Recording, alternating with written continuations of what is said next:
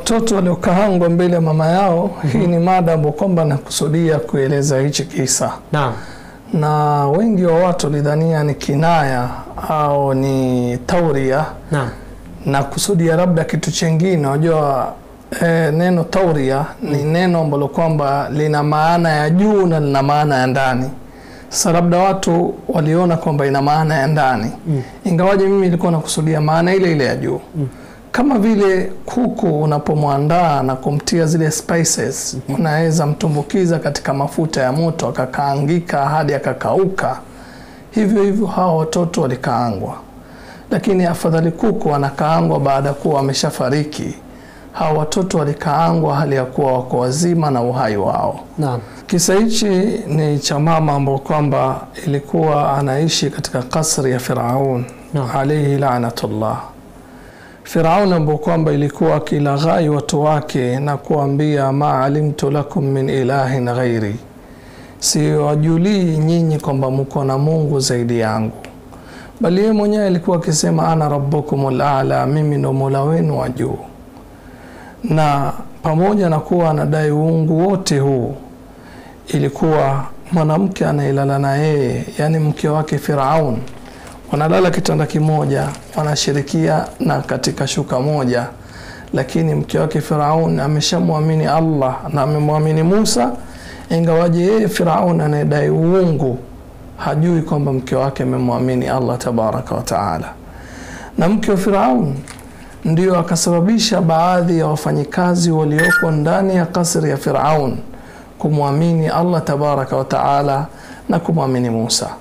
Miongoni mwa wale wafanyikazi waliokuwa ndani ya kasri ya Firaun ilikuwa ni kijakazi ambao kwamba kazi yake kubwa ilikuwa ni kumchana na kumsonga nyele binti yake Firaun. Siku hiyo basi kisa hichi kinaelezwa na Jibril alayhi salatu wassalam, akimsimulia kisa hichi Mtume Muhammad sallallahu alayhi wasallam. Pindi Mtume alayhi salatu wassalam alipotoka ardhul haram Makkah kwenda Baitul Maqdis ili aende Mi'raj kupelekwa mbingu ya saba, alipita mahali akasikia harufu nzuri inanukia. Harufu hii inatoka katika kaburi. Na hapo ndipo akamuuliza Jibril, hii ni harufu yatoka wapi, harufu nzuri kama hii? Jibril akamsimulia, akamwambia ni harufu inayotoka katika kaburi la mama ambao kwamba alimwamini Allah na akakaangwa huyo mama pamoja na watoto wake, kisha wakazikwa katika hilo kaburi. Subhanallah, sasa hapa duniani kuna marashi mingi yanayonukia vizuri, lakini pamoja na kuwa mtu atajipaka marashi ya ghali, lakini akitoa jasho yale marashi badala yanukie yatoa uvundo. Lakini angalia huyu mama amezikwa, yuko ndani ya kaburi, lakini hivyo hivyo Mtume yusikia harufu nzuri.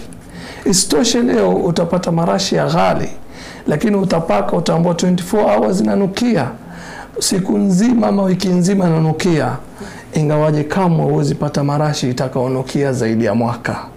Lakini huyu mwanamke wakati wa Musa ndo amekaangwa na Firaun na watoto wake, lakini Mtume Muhammad zama zake yusikia harufu nzuri inayotoka katika kaburi la huyu mwanamke.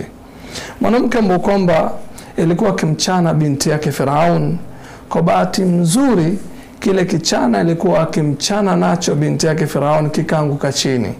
Na siku zote mtu akitokewa na jambo la ghafla huwa mara nyingi anatamka jambo ambalo kwamba amezoea kulitamka, au anatamka kitu ambacho kwamba amekiweka siku nyingi katika moyo wake.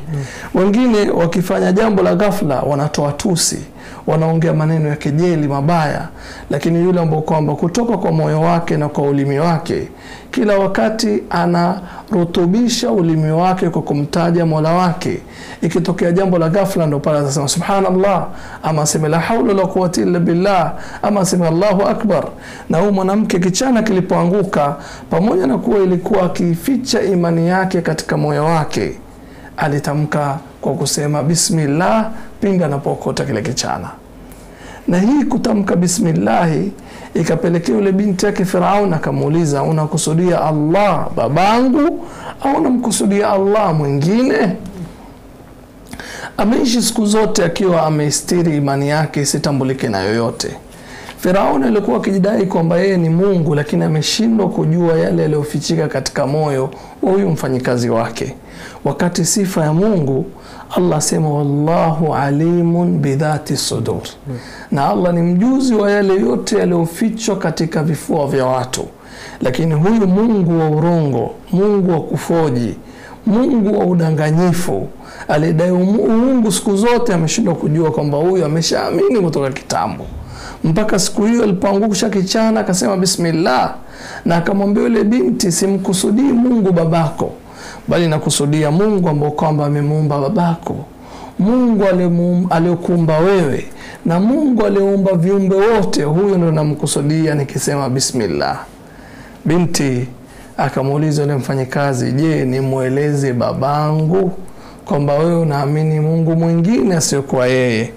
Lakini angalia, subhanallah, imani ikipatikana katika moyo wa kila mja, hakuna chingine mja atakachokiogopa zaidi ya Allah tabaraka wa taala. Imani ikipatikana katika nyoyo ya mja, bila shaka anakuwa na msimamo, anakuwa na thabat, anapata utamu wa imani, na anakosa uchungu wa mateso yoyote atakaopata. Binti huyu akaenda kumweleza babake kwamba mfanyikazi huyu anamwamini Mungu mwingine asiyekuwa yeye. Basi akaitwa mbele ya watu, akaambua, ni nani Mola wako? Kubali kwamba mimi Firaun ni Mola wenu nyote.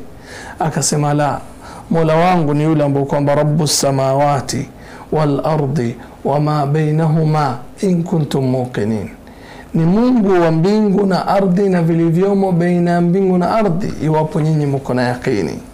Akarudia akasema, Mola wangu ni yule ambaye kwamba Rabbukum wa Rabbu abaikumul awwalin, ni Mola wenu nyinyi na ni Mola wa wazazi wenu waliotangulia mwanzo.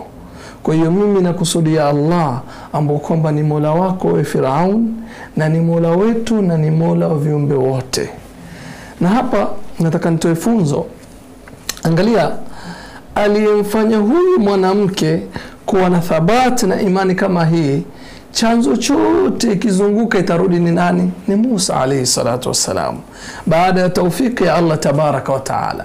Lakini angalia, Firaun hakukimbilia kumaliza shina la tatizo, kumaliza mzizi wa tatizo kulingana na mtizamo wake, bali ameenda kukata matawi. Na hivi ndivyo ilivyo uhalisia wa saa hii, ndugu yangu Alwi. Mara nyingi utapata watu wanapiga vita dawa za kulevya, wanapiga vita bangi, lakini mwisho wanawashika wavutaji, hawawashiki wauzaji. Mwisho wanaumiza wavutaji, hawaumizi wale ambao kwamba ni chanzo ya kupatikana hizi cocaine na bangi. Wakati wale ndo sababu, ingekuwa wale waleti hao wangepatikana. Na ingekuwa Musa halinganii, wenye kuamini wangepatikana. Lakini hivi ndo uhalisia wa watu wengi waovu, huwa wanawadhulumu wale wanyonge na wanaacha wengine. Ndo hapa Firaun alayhi la'natullah akawa anatumia kila njia ili huyu mwanamke apate kumkufuru Allah. Pamoja na kuwa sheria ilikuwa inamruhusu bila wasiwasi aweze kumkufuru Allah na amwamini Firaun kwa ulimi wake, lakini katika kifua chake anajua imani iliyokita ya kweli ni yeye kumwamini Mola wake.